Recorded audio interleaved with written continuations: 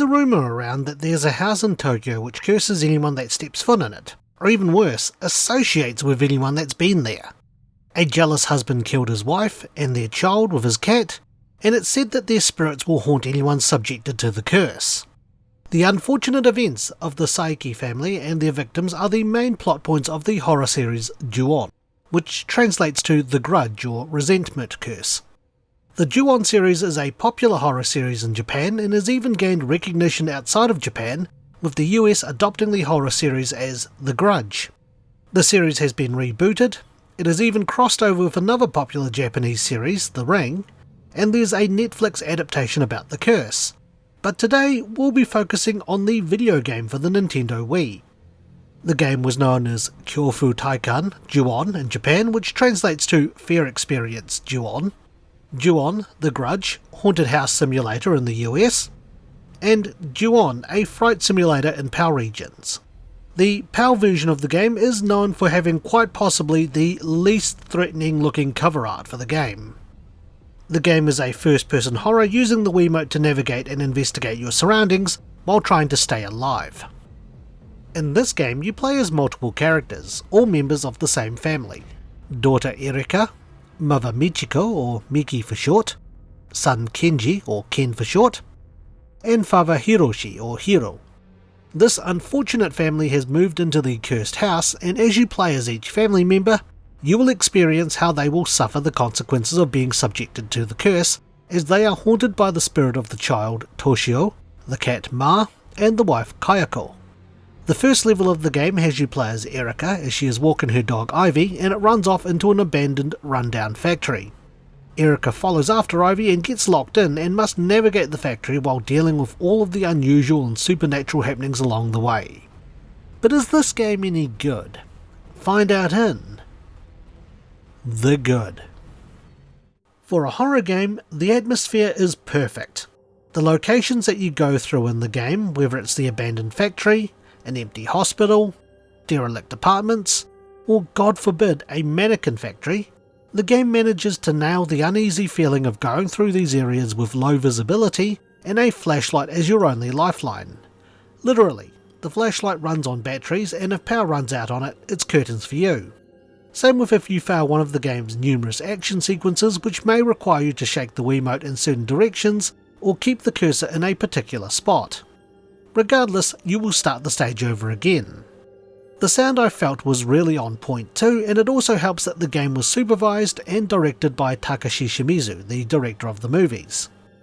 The game does promote exploring your surroundings and revisiting places after certain events happen, as each level has collectibles scattered throughout it, and by collecting all of them, which create items related to the Saeki family, will allow you to access the final stage of the game, which is the house itself. I think some of the game's features were quite unique. The game will have you pick your gender and star sign when you start a new game, as you're graded on your performance through each stage. The graded text varies depending on the star sign chosen and is determined by how often you flinch and your reaction time to the events in the level. You're also judged on how quickly you go through the level.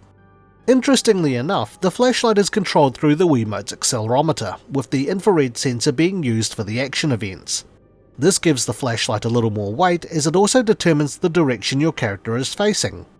The game also features a courage test option, which acts as a quick play mode where you pick your gender and star sign and can replay any stage you have cleared. If you have a friend and a second Wiimote connected to the Wii, you can press buttons on the second Wiimote to trigger effects in order to startle the player. This does have a cooldown time, and when the function is available, the Wiimote would vibrate to let you know. These effects range from minor inconveniences to taking up the whole screen for a short period of time. I like the idea of using the second Wiimote to achieve this, but we're now at the end of things I liked about the game, so let's look at what I didn't like in The Bad. The game is very short. Each level, if you know what you're doing, can be completed in around 15 to 20 minutes.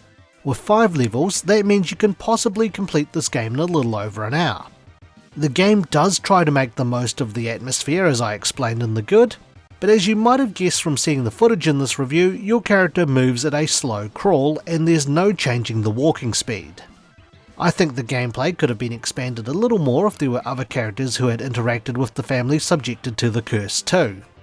The game's plot is reasonably predictable, especially if you're familiar with the movies and know what happens. The game can also be quite generous with flashlight batteries too, and I don't think I've had a moment where I've gotten concerned about the flashlight's battery life. I think the existing sections could have been longer, maybe have alternative paths based on choices, or, as I mentioned earlier, have more stages to show the curse's effects on people who have interacted with the family and are just dragged into the mess. Unfortunately, the game also doesn't have a lot of replayability, as the action sequences are scripted events, so once you've seen them and know what triggers them, the game loses a significant amount of its horror. While there is the ability to trigger effects in the Courage test mode with a second Wiimote, this can also get tiring as you go through the same effects over and over again, and it becomes predictable. I feel this could have been enhanced by having the actions of the second Wiimote physically affect the environment around the player character, or even trigger actual confrontations between the players and Kayako, Toshio or Ma. Some of the action scene prompts can get a little confusing, especially with the prompts for moving the Wiimote up and down or forward and backwards, which I learnt the hard way with one of the sequences in the house. The game, I think, could have used a couple more references too, like maybe have Miki's section in the hospital at night, or Hiro's events happen at 4:44 AM. The number 4 is bad luck in Asian cultures, as pronunciations of the number can sound like the word for death. Might have been a nice nod to the short if the phone call that Erika receives is from a phone number consisting of a bunch of 4s too.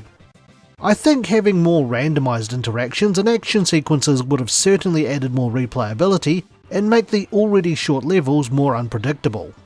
I think I've complained enough here, so let's wrap things up with the opinion.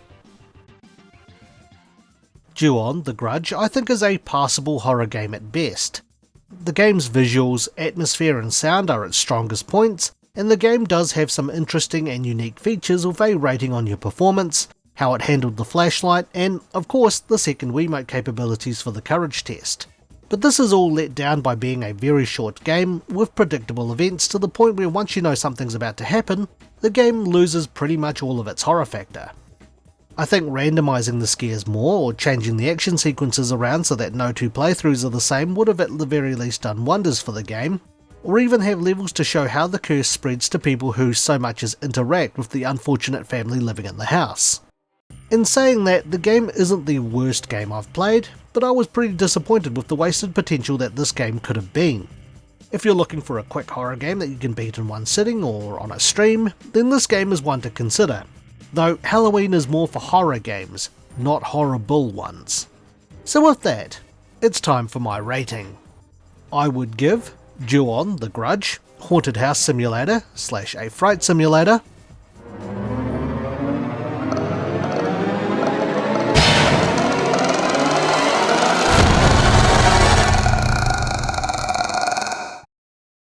If you enjoyed today's review, feel free to check out some of our other videos and subscribe for more. You can also follow us on Twitter, Instagram and our Facebook page. Once again, thank you for watching.